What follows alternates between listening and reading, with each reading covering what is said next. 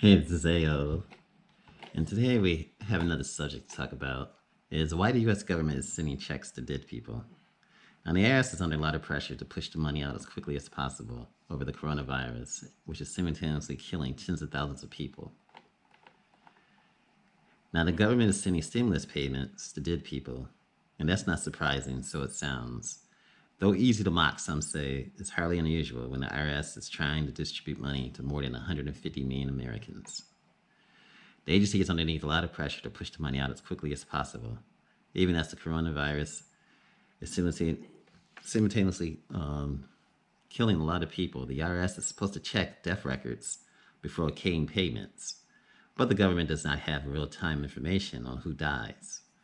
That data percolates up to the states, and there is a lag in reporting that information.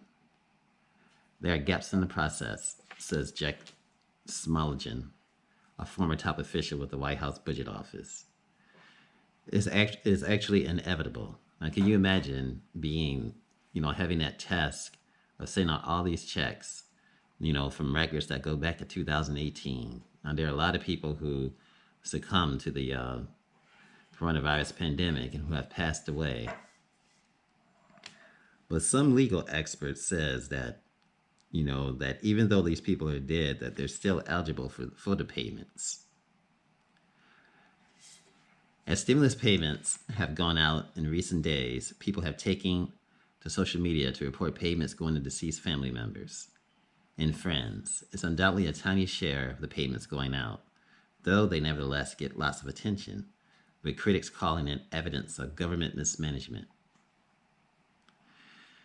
This is insane, says Thomas Massey, a Republican Kentucky representative, who put it out on Twitter, who says a friend of his received a $1,200 payment from the government. And he's saying that this should be investigated by the Government Accountability Office. And Congress has begun looking into that issue. With all the scrutiny, and this premise is to put the IRS in a tricky situation. The agency has not said how it will approach the issue, though, but President Trump has made it really, really clear that he's going to want that money back. Now, a senior Treasury official said the agency has been trying to screen out payments of deceased people, though it is aware of some of them getting through. That usually comes with the territory, though. Lawmakers send lots of people money. And the last time Congress did something like this, and that was back in 2009, when President Barack Obama's stimulus package sent a $250 payment to millions of seniors and veterans. Now, 71,000 of them was going to people who have already died.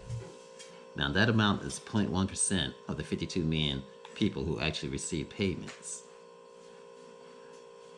Now, the problem has to do a lot with timing. The Social Security Administration is responsible for tracking when people die, because it sends money to the Social Security checks to the people, and tens and tens of millions of dollars get sent out. And all these millions and millions of people that receive that money, the government still needs to know when those people die so they can have record of that. Now, the SSA has the responsibility to make sure that the benefits putting out are going to people who are not deceased. And it ends up assuming the broader responsibility for the entire government, because it makes no sense for multiple federal agencies to be compiling the same information, says Smoligan, now senior policy fellow at the Urban Institute. Now, the agency, which has records of more than 124 million deaths going back to 1936, receives 2.5 million death notices a year. They typically come from state governments, though the agency also gets word from funeral homes, families, deceased, and financial institutions. Social Security shares that information with the IRS, but it can take a while for some of that to show up in the death master file, and some are never reported. At the same time, thousands every year are mistakenly declared dead. So if you didn't get your stimulus check, you better continue to to do your investigation and continue to go to irs.gov because you could be mistakenly declared dead. It's unclear when a coronavirus victims, for example, would show up in these records. The agency says it updates its file weekly, though it did not respond to questions about how quickly someone who dies is entered into that database. And we know it's going to take a while for that information to get into the right hands to be entered into that database. Meanwhile, the number of people killed by the virus has grown rapidly, with the vast majority of more than 40,000 victims dying in the past month. According to Johns Hopkins University, more than 10,000 people have died in the past week. And the tally shows, even so, lawmakers have pressed the IRS to get the money out fast. And the agency says it has already issued 80 million payments. The Treasury expects ultimately to pay 170 million people. To speed the payments, lawmakers told the IRS to rely heavily on tax information it already has on file, which in many cases is a year old. It directs the agency to first look at people's returns this year to determine if they are eligible for the payments. And if they haven't filed, you have to go back to 2018 to actually look at those filings. And surely some people have died before then. Now, spokespeople for the Treasury Department and IRS, when asked these questions about the money, they did not respond back to the media. When someone receives Social Security checks, when they have died, the government requires them to be returned. It's possible that at least some people did get this money and could actually qualify for payments, depending on when they died, said a former deputy IRS commissioner for the service and enforcement. So if you did get a check, there's a possibility that the person still deserved that check. And so there's a lot to look into. So don't feel guilty if you did cash it, but just make sure that you have, a way of getting that money back to the IRS if they so demand it, because you don't want to have to pay interest, because that interest could possibly be 100%, and you don't want that. Others go further with saying that if someone died before the law was enacted, they should get paid if they meet the income eligibility criteria. They note there's something in the law specifically banning payments to them, and that the departed can normally get tax refunds, for example, on returns filed after they've died. In other parts of the coronavirus relief measures signed into law last month, Congress seemed to want the IRS to go easy in general on those receiving the payments. And I believe they should go easy because the people in the nation's underneath a lot of stress. There's been a lot of deaths with the COVID-19 pandemic. And a lot of people are in a lot of financial stress, trying to pay their rent. And I think it would do the nation's disjustice to go after all these people and arrest them.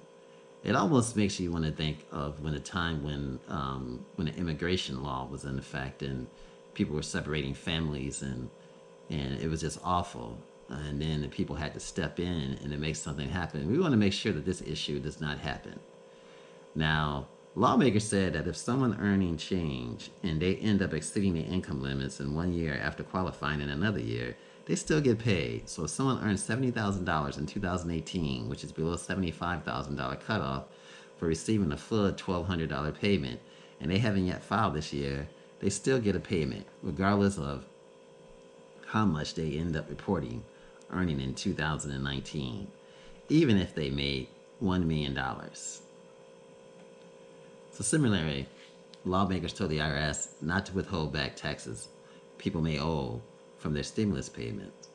So it wouldn't be surprising if the agency didn't try to recoup payments to the departed. Now, back in 2009, the dead got paid mostly because the Social Security Administration didn't know at the time that they had died. And the Inspector General later found that review noted that about 41,000 payments were returned to the government. Now, a lot of people will send them right back. They'll assume they really shouldn't be getting them. So, and that's people with a good conscience.